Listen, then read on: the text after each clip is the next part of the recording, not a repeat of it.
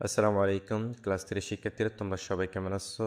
এই পর্বে আলোচনা করব বাংলাদেশ ও বিশ্ব পরিচয়ের পৃষ্ঠা নাম্বার 61। পৃষ্ঠা নাম্বার 61তে এখানে আছে দেখো অনুশীলনী।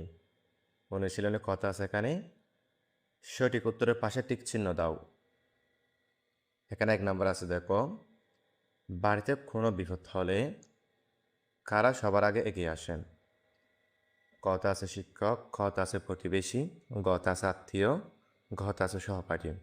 এখানে এর উত্তর হবে প্রতিবেশী।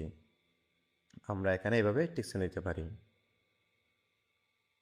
2 নাম্বার আছে, সাহায্য পেতে দ্রুত যোগাযোগ করার জন্য কোন নম্বরটি চালু রয়েছে? এর উত্তর আমরা লিখতে পারি, এখানে কথা আছে 111, 333, 777, 999। আমরা কোনটা উত্তর লিখতে পারি? 999। তোমরা এভাবে টিক চিহ্ন দেবে শিক্ষার্থীরা। 3 নাম্বার আছে, বাদামের খোসা, চিপসের খালি প্যাকেট, ঠোঙ্গা ইত্যাদি কোথায় ফেলবো?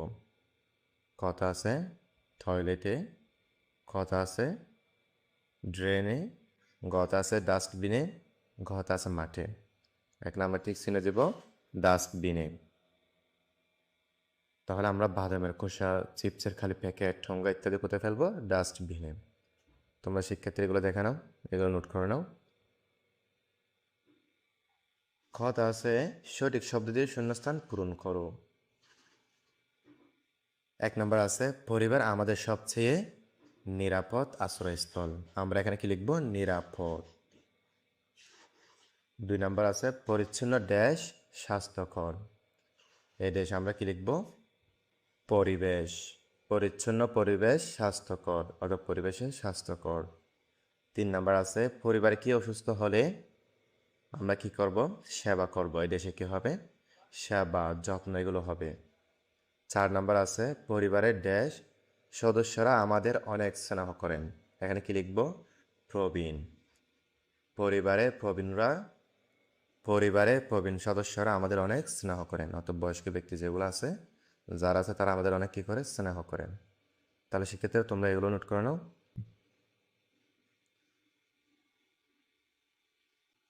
এরপর এখানে আছে দেখো, বাম পাশের সাথে ডান পাশের মিল করো।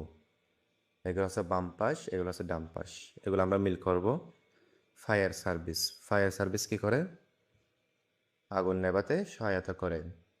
অ্যাম্বুলেন্স, অ্যাম্বুলেন্স কি করে? অসুস্থ ব্যক্তিকে হাসপাতালে নিতে সহায়তা করেন। পুলিশ সেবা, পুলিশ সেবা কি করে? আইনি সহায়তা প্রদান করেন,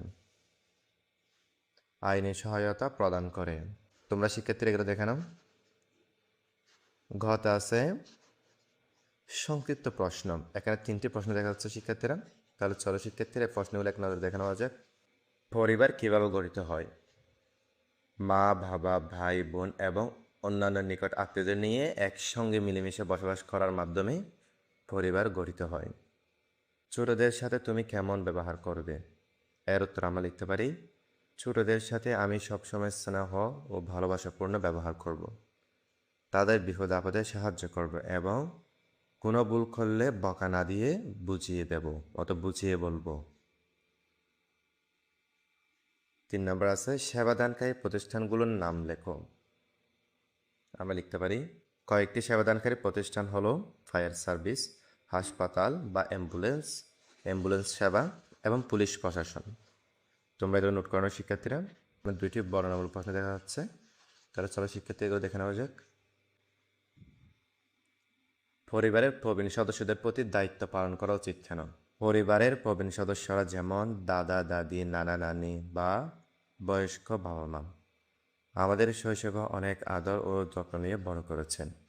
বর্তমানে বার্ধক্যের কারণে তারা শারীরিকভাবে দুর্বল ও অসহায় হয়ে পড়েন। তাই নৈতিক দায়িত্ববোধ ও কৃতজ্ঞতা থেকে তাদের সম্মান করা, নিয়মিত খোঁজখবর নেওয়া, অসুস্থ হলে সেবা করা এবং তাদের মুখে হাসি ফুটিয়ে রাখা আমাদের অবশ্য পালনীয় কর্তব্য। 2 নম্বর আছে, বিদ্যালয় পরিষ্কার পরিচ্ছন্ন রাখার জন্য নিচের ছক অনুযায়ী একটি পরিকল্পনা তৈরি করুন। এখানে আছে কি করব, এখানে আছে কখন করব, এখানে আছে কারা করবে। আমরা লিখতে পারি এখানে কি করব? শ্রেণীকক্ষের বেঞ্চ, টেবিল মোছা এবং মেঝের ময়লা পরিষ্কার করা। কখন করব? প্রতিদিন ক্লাস শুরু হওয়ার আগে ও ছুটির পর। কারা করবে? শ্রেণীর শিক্ষার্থীরা দল বেঁধে ভাগ হয়ে করবে, অর্থাৎ দলে ভাগ হয়ে।